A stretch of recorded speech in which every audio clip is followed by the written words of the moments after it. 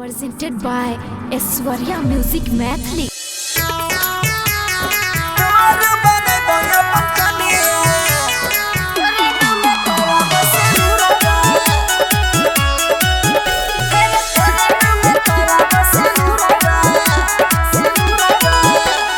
दिलावा के हमर दिल जनिया गे रनिया, दिलावा के हमर दिल जनिया, दिलावा के हमर दिल जनिया गे रनिया, दिलावा के हमर दिल जनिया। तोरे बनैबो अपन कनिया गे रनिया, तोरे बनैबो अपन कनिया, तोरे बनैबो अपन कनिया गे रनिया, तोरे बनैबो अपन कनिया। सुनै छी ना तोरे संगे लेबो सात फेरावा रे यारावा, तोरे संगे लेबो सात फेरावा, तोरे संगे लेबो सात फेरावा रे यारावा, तोरे संगे लेबो सात फेरावा।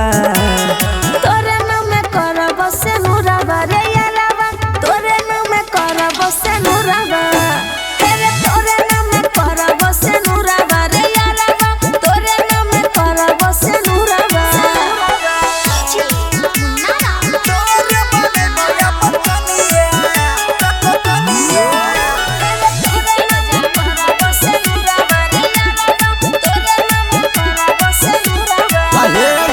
जानो से ज्यादा करे छियो प्यार के, लेके बारात हमर यही है तू यार रे, कदिला टेंशन ले जेबे करबो।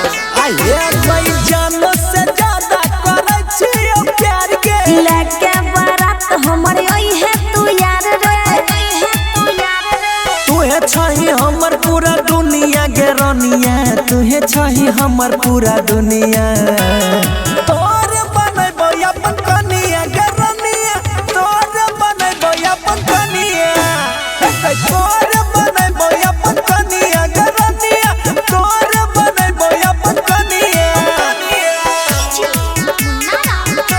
अपन कनिया।